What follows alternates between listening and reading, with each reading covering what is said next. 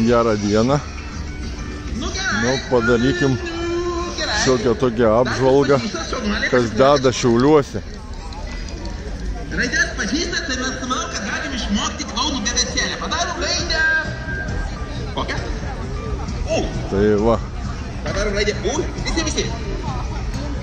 Padarom raidę I. Raidę A. U. I. A. I. A. Gerą dieną. Labą dieną, sveikinam su miesto švente. Aha. O kaip jums sekasi emigruoti per partijas? O čia ne emigravimas, o čia apsisprendimas ir motyvuotas apsisprendimas po 24 metų darbo ir įkūrimo kažkada atkūrimo valstiečių, kai matai, kad truputėlį situacija pasikeičia dėl nesusikalbėjimo. Bet visada išlieka pagarba žmonėms, kurie daro gerus darbus.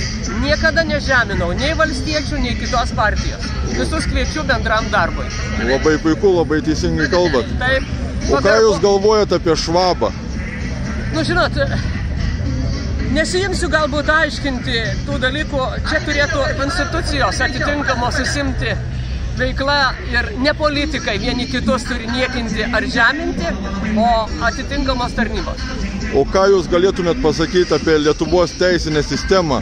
Ar Lietuva šiuo metu yra teisinė valstybė, ar ne visai?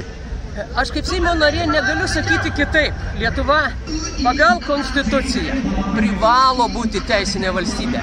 Bet jeigu yra problemos tarp atskirų žmonių, atskirų teisininkų, kurie galbūt pažeidžia teisės aktus, tai vėlgi yra tarnybos.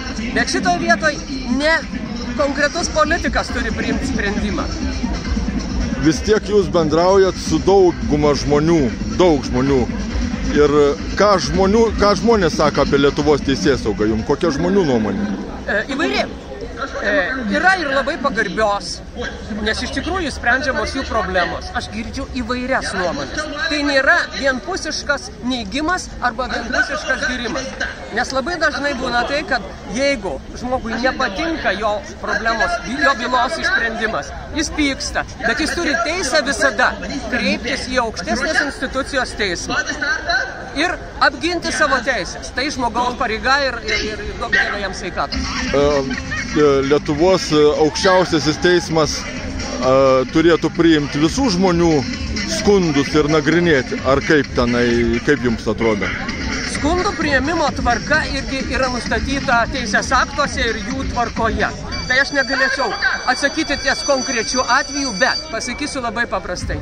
Kai kreipiasi žmogus pas Seimo narį, arba Seimo pirmininką, ar bet kur kitur, jis turi būti išgirstas. Jo problema turi būti imamasi spręsti. Yra problemų, kurių neįmanoma vienu mostu spręsti. Bet nustumti žmogų, jo negirdėti negalima. Reikia stengtis padėti maksimaliai. Nu, dėkui už atsakymus. Sėkmės rinkimuose jums. Dėkui, geros dienos.